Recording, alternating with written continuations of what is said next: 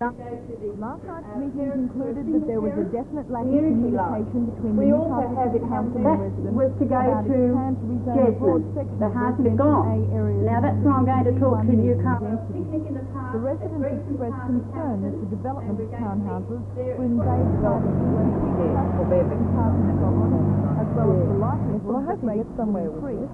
Another outcome of the meeting was the decision to form a committee. Ms. Barbara Gaudry. The committee was formed because of the concern for the lack of consultation that has occurred on this rezoning issue. One of the problems has been that most people have been unaware of the rezoning proposals and therefore haven't had the opportunities to have an input.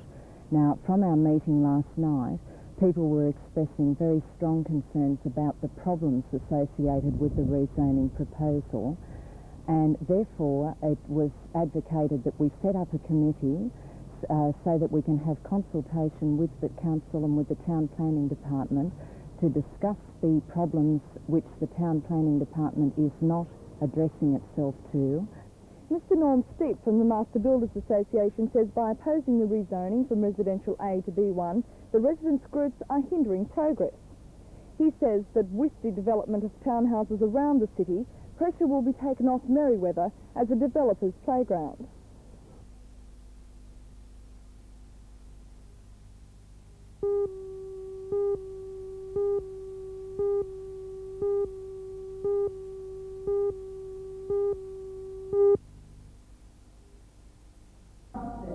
"160 country women and a few men gathered at the Civic Centre for the awards. For 62 years, country women have been getting together like this to promote traditional Christian values and improve the living conditions of women and children on the land. It has given the association a conservative reputation, but the CWA points out a number of reforms that have resulted from its lobbying. Baby health clinics, it says, were its idea, as were toilets on trains. Torres, now in its 10th year, aims to promote CWA values. There were 7 entrants in the Hunter River Group final, and they were judged on grooming, personality, knowledge of the CWA and the sponsors, and general knowledge. Before the winner was announced, the special prize was awarded by the Land newspaper.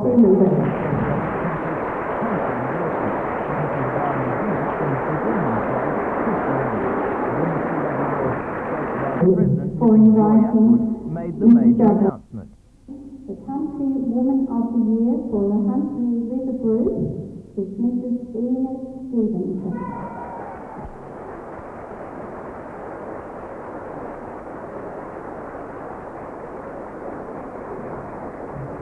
Mrs. Stevenson lives with her husband on an Angora goat stud at Mount Vincent near Cessnock and joined the CWA only 7 months ago. She will now join 29 other women in the state final at Sydney in April. You're off to the state final now. Why do you want to be Country Woman of the Year? Because it brings attention to the Country Women's Association, which they do not receive enough support and acknowledgement for the work that they do. Daddy old organisation, is that true? Unfortunately, a lot of people do think that, but no, it isn't true. They have such a lot of worthwhile work.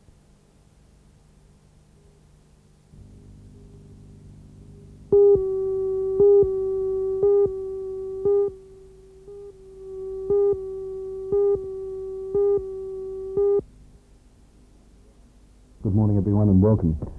From time to time, I've suggested the importance of having sufficient signatures and, on other occasions, not having sufficient signatures. Now, that might seem a bit of a conundrum. Let me explain what I mean.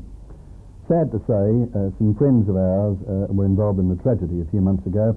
It was a partnership arrangement within the family, and the husband had a terminal illness and passed away rather suddenly. Now, anticipating this event, the family very rightly went to their solicitor to make sure that all the paperwork was completed in advance.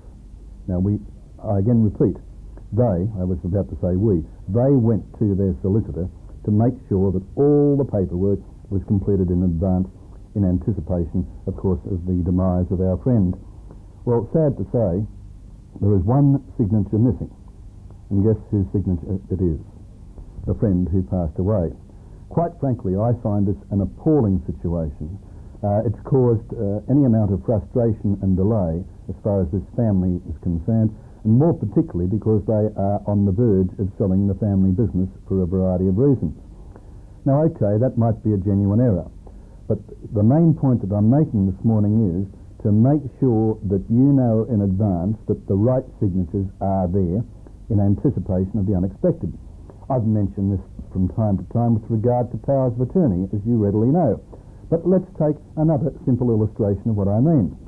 Let's suppose you have a joint bank account where 2 signatures are required. And I use myself as the illustration. In our family company, 2 signatures are required. Now, if by any chance, due to illness or due to death, unexpected death or absence, only one person can sign, we have problems. So what we've done, and this is the message of the morning, is that we have added not just 1 extra signature, but 2 and indeed 3 extra signatures to make sure that if I'm away or if my wife is away, we have 2 people who we can trust who can sign on our bank account. That same situation, let me add, should apply with saving bank accounts, building society accounts and credit union accounts. So take note of what I've said and make sure you anticipate the unexpected. I'll see you next Monday.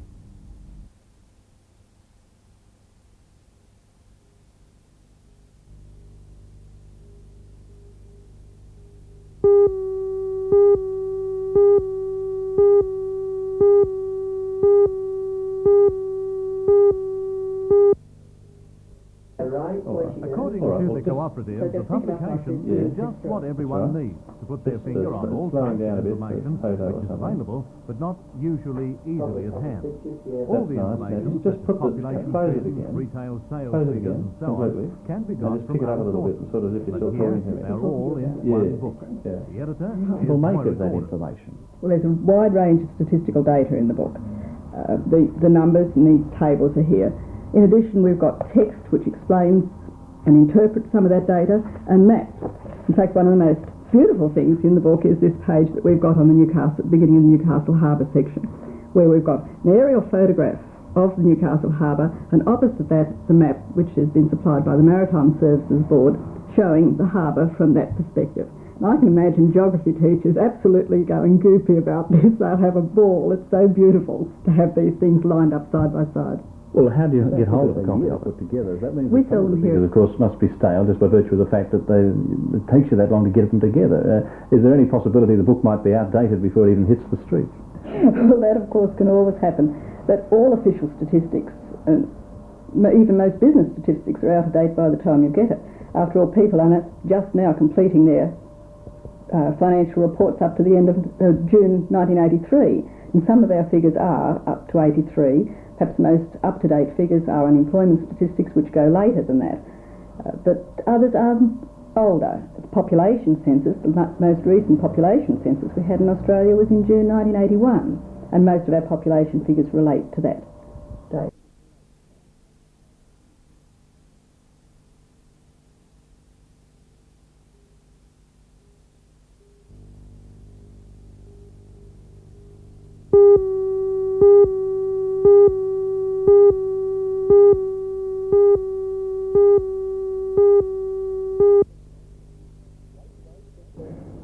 Late today, speculation that Newcastle United Soccer Club had played its last game was running rampant. Press reports and rumour alone was enough to have most people convinced that at a meeting tonight here at Adamstown, it will be confirmed that the club is broke and it will fold. The meeting tonight involves representatives of the NSL and director, Stephen Commands, Northern Soccer Federation representatives and Newcastle United representatives. This raises a whole host of questions, many of which I suppose will become clear tomorrow.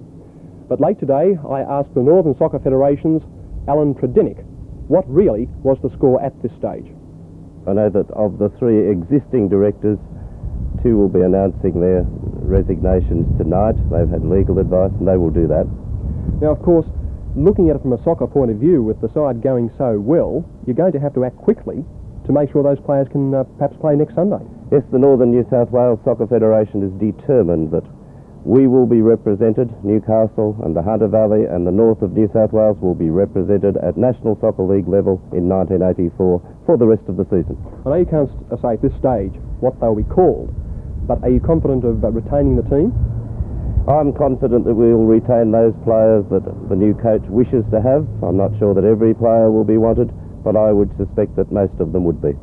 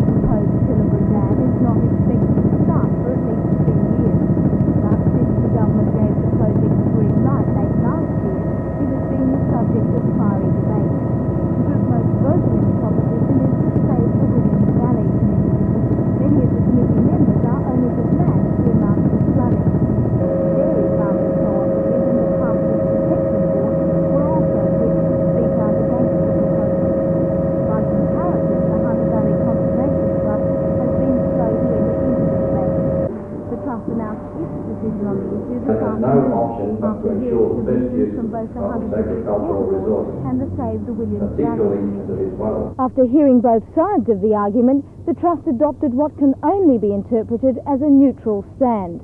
A request from the Save the Williams Valley Committee calling on the Trust to publicly oppose the Tilliger proposal was declined.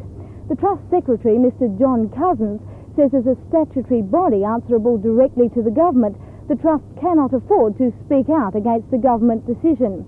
But he says that does not mean the Trust intends to ignore the issue.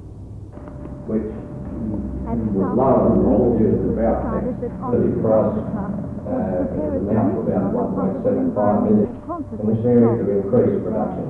At next month's meeting, the Trust will consider the solution and then decide whether or not the Minister for Water Resources, Whelan, check the loss of this particular area.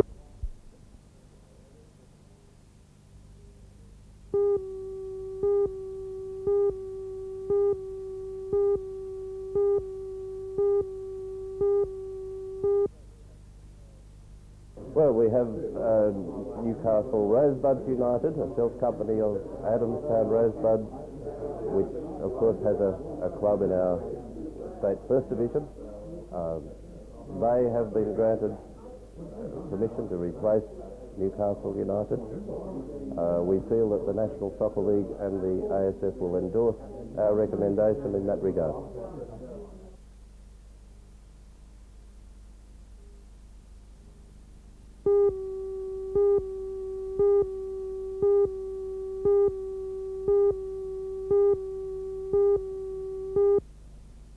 We think that the economics of the whole thing should be really looked into carefully, and the economics considers not just the cost to the water board of buying the land and filling the dam and therefore the cost to the water consumer. We should look at the cost to the people of Australia of losing this good land permanently, and therefore there's permanent agricultural production lost. Do you think the Water Board has looked carefully enough at all the alternatives? Well, we don't actually. A few of us have had a look at one of the main alternative sites, which is the Johnson's Creek. That's east of Stroud, essentially, northeast of Stroud. And we think that site presents less problems. It's less fertile land, quite inaccessible, and therefore not very good for agriculture. And also, well, the only major objection I've seen from the Water Board has been that the water from there would need to be pumped ultimately across the ridge before it could be used in Grahamstown Reservoir. And we think that pumping could possibly be done off-peak and thereby not be as expensive as the board seems to think it is.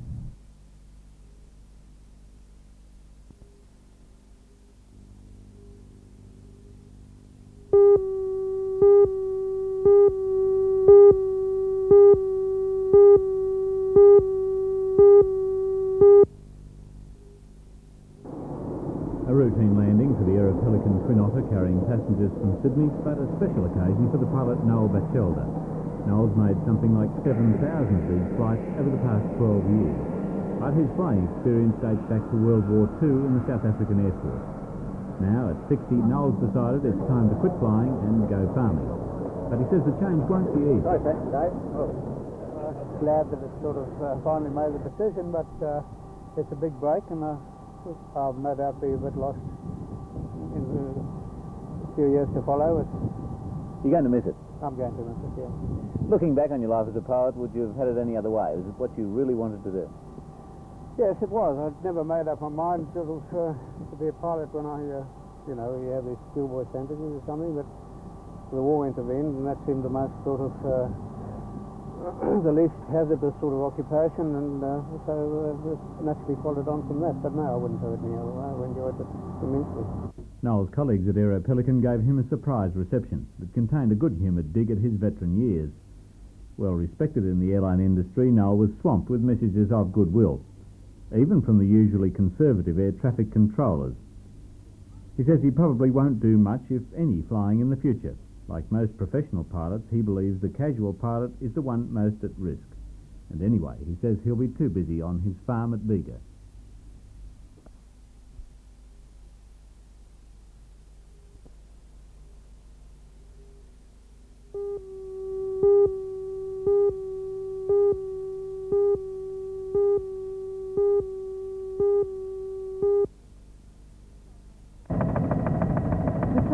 Corporation has run self-improvement programs for its employees for many years. But this year, for the first time, it has brought university education to its point of phrase to the factory floor. The workers are of course not taught in the workshops, but they are given the opportunity to participate in one of the corporation's conference rooms.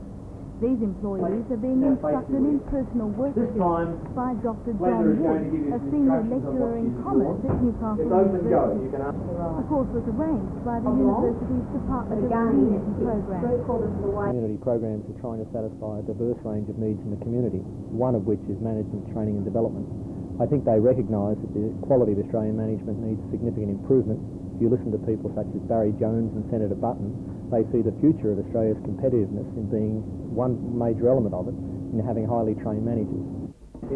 This year, the Sulphide Corporation will run 16 development courses for both white and blue-collar workers. So you're getting 78% of their time sort of data that if you can't communicate effectively and you can't articulate the views that you want to get across. And that doesn't take into account the production time lost while workers are away from their duties. What we're trying to do, Sharon, is to provide the learning opportunity for all levels of employees to develop their current work skills, and also to help each employee's development so they can progress within the organisation.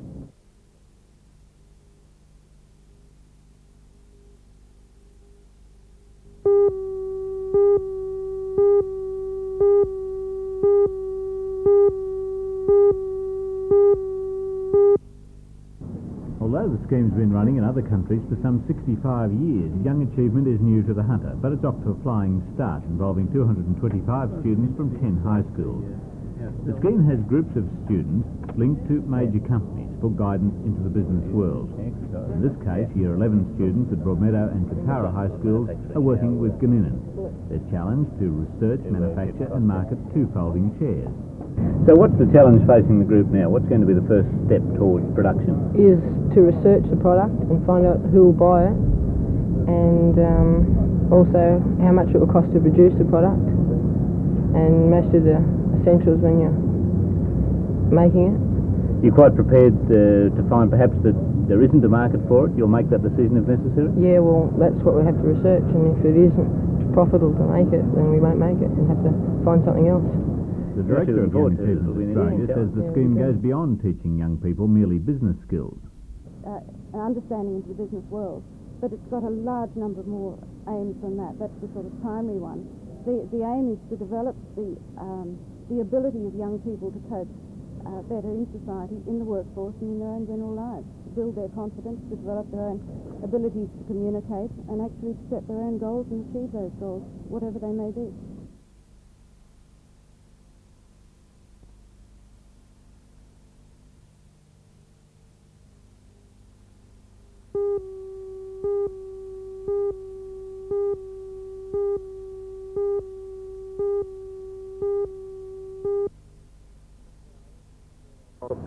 Conferred on me Mr. Richard Bates was returned as the member for Charlestown Everybody in a worked small in together ceremony and this it made morning what was outside going to the be, Charlestown very Library. turbulent. It was conducted Jack by the Richard elector's Bates, returning the duly officer, elected Mr. Bob member Edwards, for the and was attended electoral by district Mr. of Face's Charlestown. Liberal opponent, Mr. Congratulations, Peter Mr. Bates. Wilson. Mr Faith retained his seat with 19,011 votes. Mr Wilson received 13,205 votes and 651 votes were informal. Figures can tell stories. Mr Faith says he is looking forward to settling into another term and is happy with his new parliamentary roles as Deputy Speaker and Chairman of Committees. The Chairman of Committees takes over the procedures of the House for the entire time that the actual bill is proceeding through the committee stages. And of course, if it's a large bill, and it's a bill that's of course controversial in the sense that the opposition want to move amendments or the government want to make some changes to it, then the entire proceedings of the House are in the hands of the Chairman of Committees. Additionally, of course, the Speaker can't continue to be in the House all the time, and if he has to go away, there has to be an acting Speaker, and of course that will be my role. Mr Faith attended another poll declaration today when his ALP colleague, Alderman John Price, officially became the new member for Waratah. In the electoral office at Mayfield, the returning officer, Mr Peter Hardy, signed a document confirming Alderman Price as the successful candidate. Alderman Price takes the seat from Mr Sam Jones, who failed to win ALP endorsement and stood as an independent. Alderman Price received 13,641 votes compared to 6,926 for Mr Jones. The new member achieved a clear majority when the second and third preferences were counted.